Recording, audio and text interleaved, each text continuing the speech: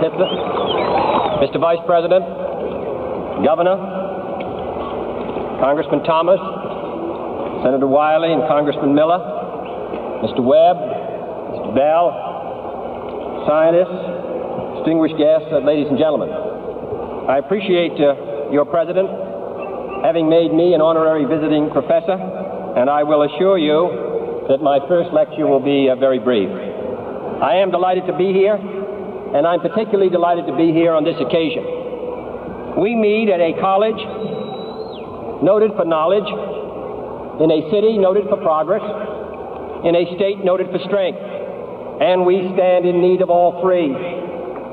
For we meet in an hour of change and challenge, in a decade of hope and fear, in an age of both knowledge and ignorance. The greater our knowledge increases, the greater our ignorance unfolds. Despite the striking fact that most of the scientists that the world has ever known are alive and working today, despite the fact that this nation's own scientific manpower is doubling every 12 years in a rate of growth more than 3 times that of our population as a whole, despite that, the vast stretches of the unknown and the unanswered and the unfinished still far outstrip our collective comprehension.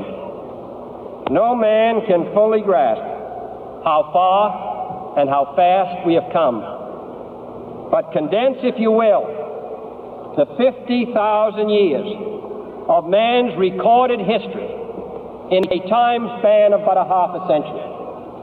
Stated in these terms, we know very little about the first 40 years, except at the end of them, advanced man had learned to use the skins of animals to cover them. Then about 10 years ago, under this standard, man emerged from his caves to construct other kinds of shelter. Only 5 years ago, man learned to write and use a cart with wheels. Christianity began less than 2 years ago. The printing press came this year. And then less than 2 months ago, during this whole 50-year span of human history, the steam engine provided a new source of power. Newton explored the meaning of gravity. Last month, electric lights and telephones and automobiles and airplanes became available. Only last week did we develop penicillin and television and nuclear power. And now, if America's new spacecraft succeeds in reaching Venus, we will have literally reached the stars before midnight tonight. This is a breathtaking pace, and such a pace cannot help but create new ills as it dispels old. New ignorance, new problems, new dangers. Surely the opening vistas of space promise high costs and hardships, as well as high reward. So it is not surprising that some would have us stay where we are a little longer, to rest, to wait. But this city of Houston, this state of Texas, this country of the United States was not built by those who waited and rested and wished to look behind them.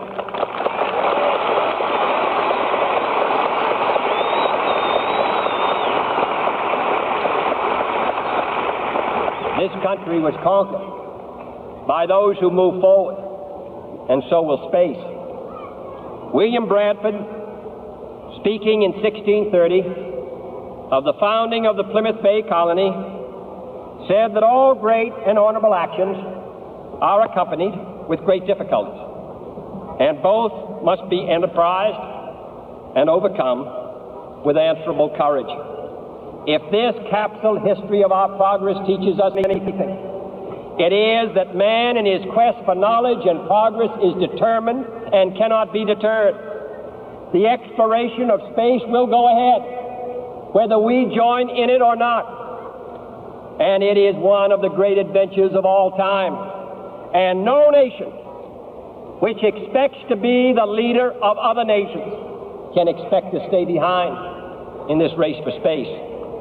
Those who came before us made certain that this country rode the first waves of the Industrial Revolution, the first waves of modern invention, and the first wave of nuclear power. And this generation does not intend to founder in the backwash of the coming age of space. We mean to be a part of it. We mean to lead it.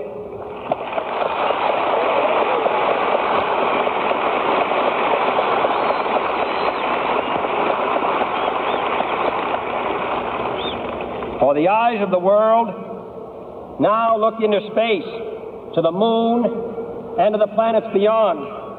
And we have vowed that we shall not see it governed by a hostile flag of conquest, but by a banner of freedom and peace. We have vowed that we shall not see space filled with weapons of mass destruction, but with instruments of knowledge and understanding.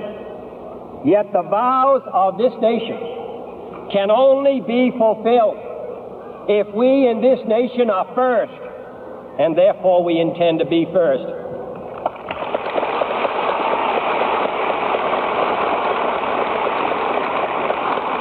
In short, our leadership in science and industry, our hopes for peace and security, our obligations to ourselves as well as others, all require us to make this effort, to solve these mysteries, to solve them for the good of all men, and to become the world's leading spacefaring nation.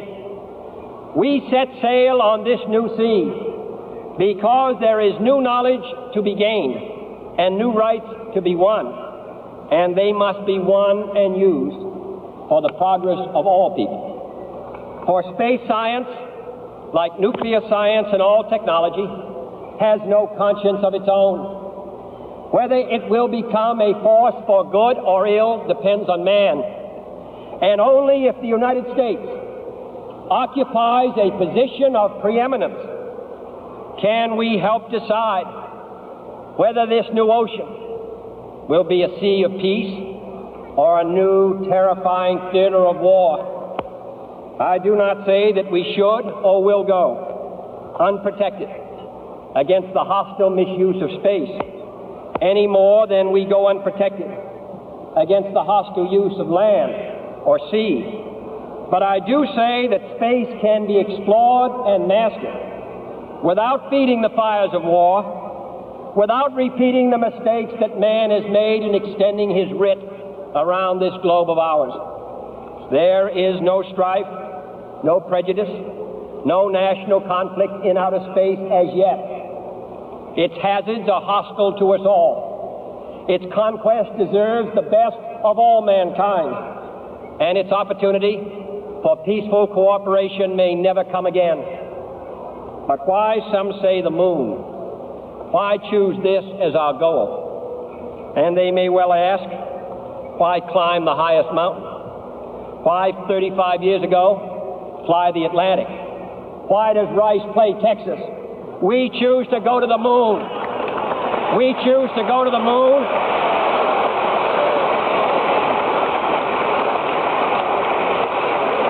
We choose to go to the moon in this decade and do the other things, not because they are easy, but because they are hard. Because that goal will serve to organize and measure the best of our energies and skills. Because that challenge is one that we're willing to accept, one we are unwilling to postpone, and one we intend to win, and the others too.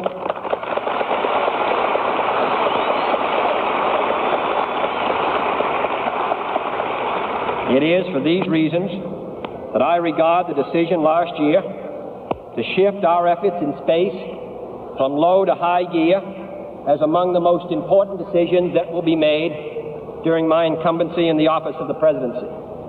In the last 24 hours, we have seen facilities now being created for the greatest and most complex exploration in man's history.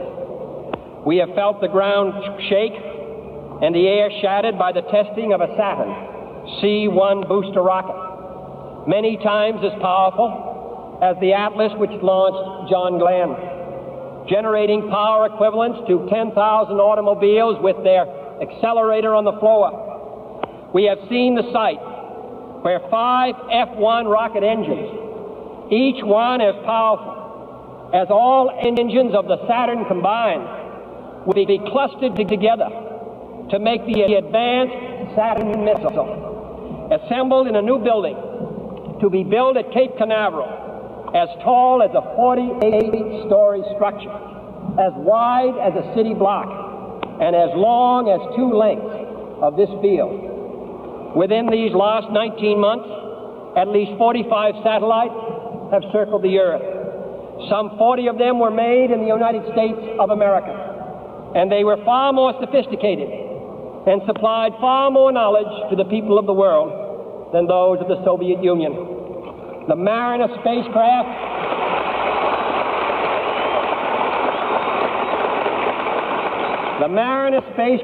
now on its way to Venus, is the most intricate instrument in the history of space science.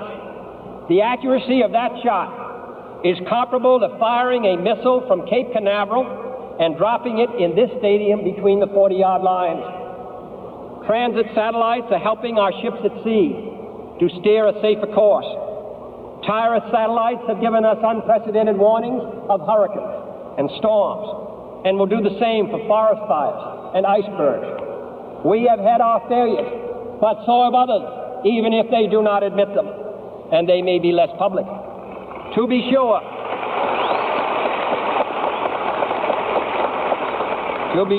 we are behind, and will be behind for some time in manned flight.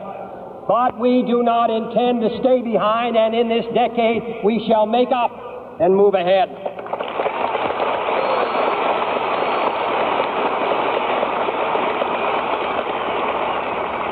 The growth of our science and education will be enriched by new knowledge of our universe and environment, by new techniques of learning and mapping and observation, by new tools and computers for industry, medicine, and the home as well as the school. Technical institutions such as Rice will reap the harvest of these gains. And finally, the space effort itself, while still in its infancy, has already created a great number of new companies and tens and thousands of new jobs. Space and related industries are generating new demands in investment and skilled personnel, and this city and this state and this region will share greatly in this growth. What was once the furthest outpost on the old frontier of the West will be the furthest outpost on the new frontier of science and space. Houston,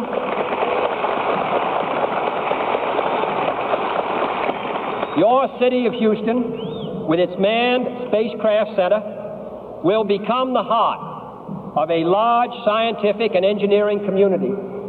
During the next 5 years, the National Aeronautic and Space Administration expects to double the number of scientists and engineers in this area, to increase its outlays for salaries and expenses to $60 million a year, to invest some $200 million in plant and laboratory facilities, and to direct or contract for new space efforts over $1 billion from this center in this city.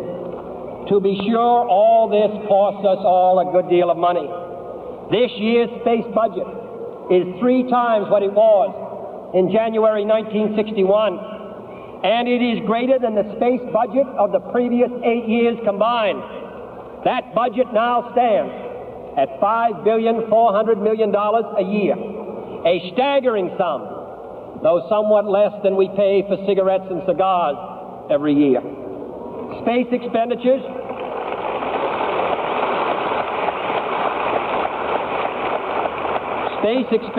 will soon rise some more, from 40 cents per person per week to more than 50 cents a week for every man, woman, and child in the United States. For we have given this program a high national priority, even though I realize that this is, in some measure, an act of faith and vision, for we do not now know what benefits await us.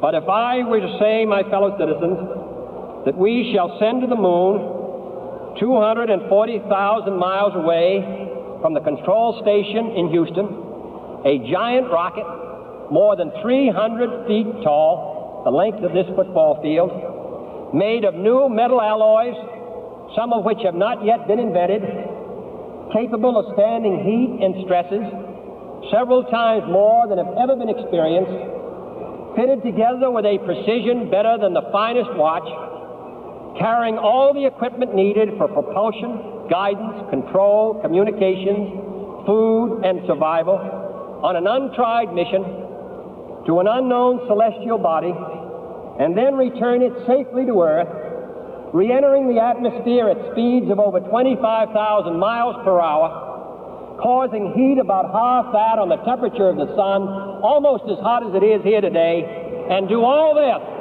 and do it right, and do it first before this decade is out, then we must be bold.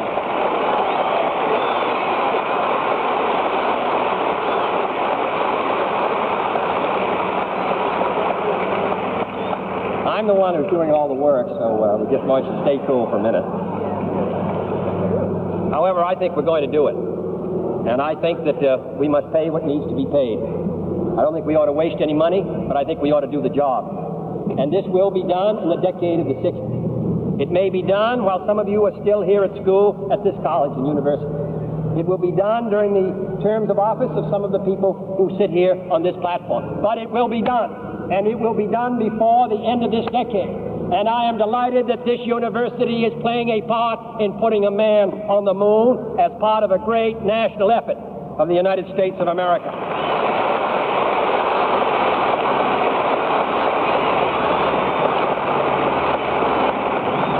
Many years ago, the great British explorer George Mallory, who was to die on Mount Everest, was asked why did he want to climb it. He said, because it is there. Well, space is there, and we're going to climb it.